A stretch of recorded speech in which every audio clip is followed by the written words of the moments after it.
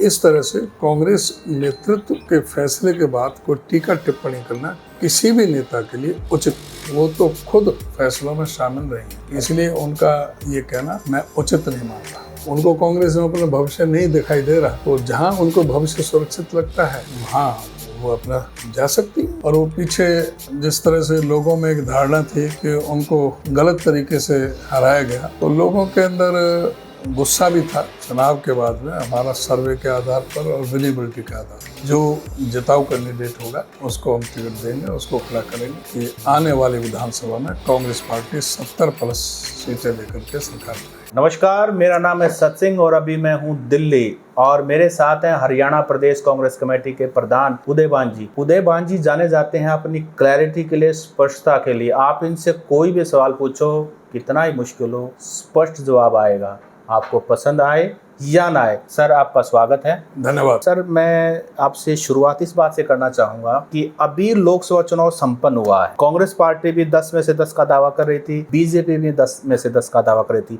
जनता ने जो फैसला दिया है वो 5 और 5 का दिया है, और जो सबसे हिस्टोरिक आपकी जीत हुई है वो रोहतक और सिरसा की हुई है। 3,45,000 तो रोहतक की है और 2.25 के करीब सिरसा की जीत है। इसको आप कैसे देखते हो? ये बहुत जबरदस्त जो जीत मिली है, ये कह सकते हैं कांग्रेस पार्टी को। अगर आप तुलनात्मक दृष्टि से देखें तो 2019 के लोकसभा चुनाव में कांग्रेस की सिर्फ 28.2% वोट, अब 47.6% वोट कांग्रेस पार्टी गठबंधन ने अर्जित की है हरियाणा में, जो पूरे कंट्री में सर्वाधिक है। 2019 के लोकसभा चुनाव में बीजेपी ने 79 सीटों पर बढ़त हासिल की थी, अब वो 44 पर रह गए। हमने 10 सीटों पर बढ़त की थी, हम 46 पर पहुंचे हैं। हमारा 19.5% वोट बढ़ा है, उनका 11.5% वोट घटा है। ये इस बात का स्पष्ट संकेत है हरियाणा प्रदेश की जनता का मैंडेट कांग्रेस के पक्ष में है। फैक्टर्स क्या रहे? फैक्टर्स तो इस सरकार के खिलाफ जो माहौल है कि जिस तरह से, चाहे वो अग्निवीर का मुद्दा हो, चाहे हमारे महिला पहलवानों का हो, चाहे इस हमारे प्रदेश में गिरती हुई अर्थव्यवस्था का है, जो इस प्रदेश को कर्ज के जाल में फंसाया गया, जो प्रदेश बेरोजगारी में नंबर 1 हो गया, जो प्रति व्यक्ति आय में इन्वेस्टमेंट नंबर 1 होता था, आज 16वें नंबर पर पहुंच गया। आज कर्जा 4.5 लाख करोड़ पर पहुंच गया। तो इससे बहुत 33 बार यहाँ पर पर्चे लीक हुए हैं। तो ये सारे मुद्दे थे, और भ्रष्टाचार बहुत ज्यादा चरम सीमा पर बढ़ा है। घोटाले पर घोटाले हुए हैं, चाहे वो रजिस्ट्री घोटाला है, शराब घोटाला है, धान घोटाला है, खनन घोटाला है, जिस तरह से पहाड़ों का और यमुना सैंड का जिस तरह से दोहन हुआ है इस सरकार में, और कानून व्यवस्था पूरी तरह से ठप हो गई। हमारे 5 तो सिटिंग एमएलएस को धमकियां आई, उनको फिरौतियां मांगी गई। हमारे जो व्यापारियों को पूरे प्रदेश के अंदर उनसे फिरौती मांगी गई। कानून व्यवस्था का पूरी तरह से दिवाला निकल गया। डेवलपमेंट का कोई काम हुआ नहीं, कर्ज में हो गए। सर, लिस्ट लंबी है, बिल्कुल। मैं समझ गया आपकी बात की, कहने को बहुत कुछ है आपके पास, शायद शाम हो जाएगी लेकिन लिस्ट लंबी चलेगी। मैं ये जानना चाहता हूँ कि सर, आपने बताया, हुड्डा साहब की अगर स्पीच सुनते हैं वो भी यही कहते हैं, MP दीपेंद्र हुड्डा की बात सुनते हैं यही कहते हैं। आप ही की पार्टी के 2 नेता हैं, किरण चौधरी और शैलजा, वो ये कहते हैं कि टिकटों का बंटवारा अगर सही तरीके से होता तो 10 में से 10 आनी थी। इसको आप कैसे देखते हैं? देखिए, जहाँ तक शैलजा जी की बात है, मैंने पहले भी कहा है कि वो पार्टी के वरिष्ठ नेता हैं, AICC की जनरल सेक्रेटरी हैं, उत्तराखंड के प्रभारी हैं, और जो टिकटों का डिसीजन हुआ था, जो हमारी सर्वोच्च जो कमेटी है, सेंट्रल इलेक्शन कमेटी, उसमें वो स्वयं भी मौजूद थी, वो भी डिस्कशन में शामिल हुई। इस तरह से कांग्रेस नेतृत्व के फैसले के बाद कोई टीका टिप्पणी करना किसी भी नेता के लिए उचित नहीं। उनको कोई बात करनी है तो प्रॉपर प्लेटफॉर्म पर करें, कांग्रेस नेतृत्व से बात करें, वो तो खुद फैसलों में शामिल रही है, इसलिए उनका ये कहना मैं उचित नहीं मानता। किरण चौधरी भिवानी में कहती है कांग्रेस का कोई फ्यूचर नहीं है। किरण चौधरी कहती है कि कांग्रेस का कोई फ्यूचर नहीं है, तो फिर तो कोई भी नेता को अपना अधिकार है अपना भविष्य चुनने के लिए। उनको कांग्रेस में अपना भविष्य नहीं दिखाई दे रहा, तो जहां उनको भविष्य सुरक्षित लगता है वहां वो अपना जा सकती है। तो आप ये कह रहे हैं अगर वो जाएंगे तो आप रोकेंगे नहीं? नहीं, हमने कब कहा? वो कहते हैं कि कांग्रेस का भविष्य हरियाणा में सुरक्षित नहीं है, तो जहां वो सुरक्षित महसूस करें वहां पर वो उनको फैसला उन्हीं को लेना है। हमने तो नहीं लेना फैसला, तो उन्हीं को लेना है। अच्छा सर, जो दीपेंद्र सिंह हुड्डा की जीत हुई 3,45,000 की जीत, तो सभी मान रहे थे इतनी बड़ी जीत, इसके पीछे कोई ना कोई रणनीति जरूर रही होगी जो कामयाब हुई कांग्रेस पार्टी की। बहुत रिकॉर्ड बहुमत उन्हें मिला है, और वो पीछे जिस तरह से लोगों में एक धारणा थी कि उनको गलत तरीके से हराया गया, तो लोगों के अंदर गुस्सा भी था, और बहुत जबरदस्त सभी 9 के 9 विधानसभाओं से उन्हें जीत मिली है। बहुत अभूतपूर्व जीत है। तो सर, एक सवाल सभी पूछते हैं कि संगठन कब बनेगा। अब तो कांग्रेस को जनता ने अपना आशीर्वाद भी दे दिया, आधा आशीर्वाद ये 10 में से, लेकिन विधानसभा चुनाव के नजदीक इतना बड़ा मैंडेट, लेकिन अब कांग्रेस कब संगठन दे रही है? संगठन का है वैसे तो हम कहीं भी, वो हमें कोई कमी ऐसी ज़्यादा कहीं अखरी नहीं संगठन की, क्योंकि हमने जिला प्रभारी नियुक्त कर रखे थे, ब्लॉक प्रभारी थे, हमारे पार्लियामेंट के प्रभारी थे, हमने घर घर कांग्रेस का अभियान चलाया, हमारे कार्यकर्ता पूरी तरह से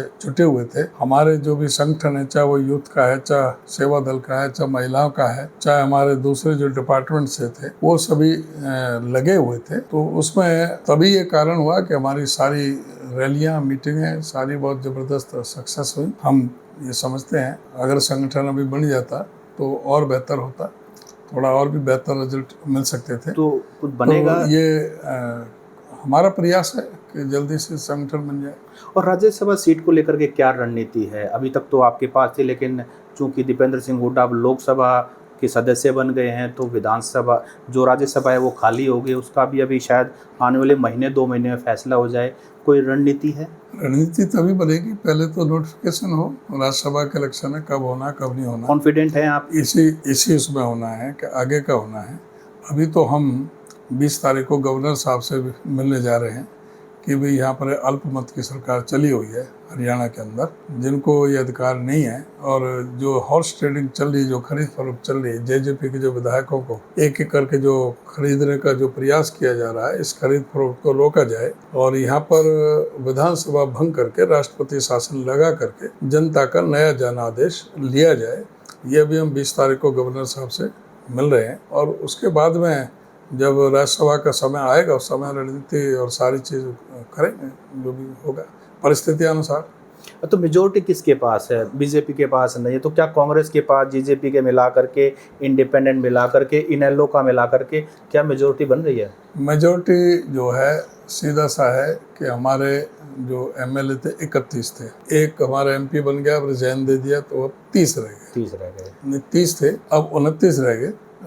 10 जो है वो जेजेपी के हैं, जिन्होंने 29 लिख के दिया, 39, और 3 हमारे जो इंडिपेंडेंट एमएलए हैं उन्होंने कांग्रेस को समर्थन दिया। इसके हाँ, बलराज कुंडू तो 42 हो गए, 42 हो गए, एक बलराज कुंडू और एक अभय सिंह चौटाला, 44 हो गए। हम 44 हैं और ये 43 है। 87 का हाउस है, क्योंकि अब 87 का हाउस रह गया इधर। तो एक तो ये अपना हमारे जो एमपी बने हैं वरुण चौधरी, उनका रेजिग्नेशन हो गया, एक रणजीत सिंह चौटाला का रेजिग्नेशन हो गया, एक राकेश दौलत निधन हो गया, डेथ हो गई। तो 87 का हाउस है, 88 चाहिए, इनके पास 43 है, विपक्ष में 44 है। तो ये क्योंकि सत्ता का धनबल का इनके पास पूरा है, तो इसलिए अपनी सरकार को चलाए रखने के लिए ये हॉर्स ट्रेडिंग में, खरीद फरोख्त में लगे हुए हैं। उसी खरीद फरोख्त को रोकने के लिए हम ये कह रहे हैं कि विधानसभा भंग करके नया जनादेश लिया जाए। प्रधान जी, एक बात है कि 2019 में एक बहुत बड़ा आंदोलन हुआ, 13 महीने चला, 750 किसानों की शहादत भी हुई, किसान आंदोलन। उस दौरान बीजेपी और जेजेपी का हरियाणा में विधायकों का काफ़ी विरोध हुआ। अब बहुत सारे ऐसे भी विधायक हैं जो कांग्रेस पार्टी के संपर्क में हैं, अगर वो कांग्रेस में आते हैं, लोगों का उस समय उनका विरोध था, क्या उनको टिकट दी जाएगी? कोई ऐसा भरोसा दिया जा रहा है? देखिए, ये सब हाइपोथेटिकल क्वेश्चन है। चुनाव के बाद में हमारा सर्वे के आधार पर और विनेबिलिटी के आधार पर जो जिताऊ कैंडिडेट होगा उसको हम टिकट देंगे, उसको खड़ा करेंगे, और हमें पूरा उम्मीद है कि आने वाली विधानसभा में कांग्रेस पार्टी 70+ सीटें लेकर के सरकार बनाएगी। तो कंसीडर किया जा सकता है उनको भी टिकट देना, जो बीजेपी या जेजेपी कोई अगर आते भी हैं तो? जो जिताऊ कैंडिडेट है, जनता जिसको चाहती है, जिसका सर्वे में नाम आएगा, ऐसा मैं नहीं समझता कि आप किस व्यक्ति के लिए आप कह रहे हैं। तो ऐसा कोई असल में तो है नहीं। हमारे पास तो जो कांग्रेस के हैं और जो 3 इंडिपेंडेंट आकर के शामिल हुए हैं, वो किसी पार्टी से तो जुड़े नहीं थे। इंडिपेंडेंट थे, उन्होंने तो कोई किसान आंदोलन का विरोध किया नहीं। फिर भी जो है जो सर्वे होगा और सर्वे के आधार पर जो भी जिताऊ कैंडिडेट होगा उसको वोट देंगे, उसको जी। टिकट देंगे। जी, उदयवान जी, आपने हमसे बातचीत की, डिटेल में बातचीत की, आपका बहुत बहुत धन्यवाद। धन्यवाद। नमस्कार।